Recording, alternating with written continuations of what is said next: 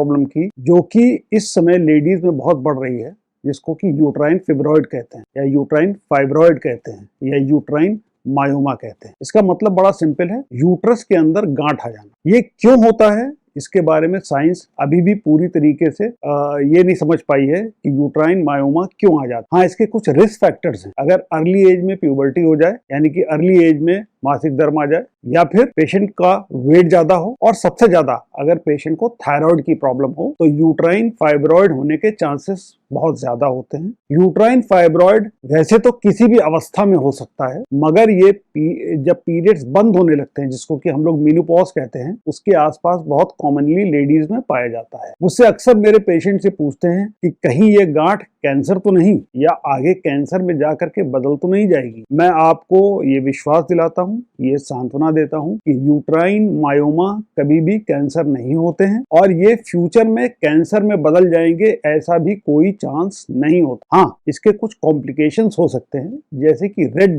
Degeneration of myoma, यानी कि uterus का जो गांठ है उसके अंदर खून आ जाए, या वो गांठ इतनी बड़ी हो या इतना लटक रही हो यूट्राइन कैविटी के अंदर कि उसकी वजह से यूट्रस का टॉर्शन हो जाए। मैंने अभी तक जितने भी केस किए हैं, पिछले 30 साल के एक्सपीरियंस से कह रहा हूं कि मैंने यूट्राइन फाइब्रॉइड में कभी भी टॉर्जन होते हुए नहीं देखा, और कभी भी उसमें रेड डीजनरेशन होते नहीं देखा। शायद इस वजह से कि मैं होम्योपैथी का यूज करता हूं, और होम्योपैथी यूट्राइन फाइब्रॉइड में बहुत ज्यादा कारगर है। मेरे पास जब कोई पेशेंट आता है, अगर उसका अल्ट्रासाउंड नहीं हुआ हो, तो मैं उससे कहता हूँ, उस लेडी से कहता हूँ कि कृपया करके एक यूट्रस का अल्ट्रासाउंड करा ले। इससे मुझे दो चीजों में फायदा मिलता है। एक तो मुझे डायग्नोसिस एस्टैब्लिश हो जाती है, दूसरा मैं अपने पेशेंट को ये बता सकता हूँ कि मैं होम्योपैथी द्वारा यूट्राइन फाइब्रॉइड का इलाज कर पाऊंगा या नहीं। ऐसा कैसे मैं डिसाइड करता हूँ, ये मैं आपको बताता हूँ। अगर यूट्राइन फाइब्रॉइड 5 सेंटीमीटर से छोटा हो तो वो शर्तिया होम्योपैथी से ठीक हो जाएगा।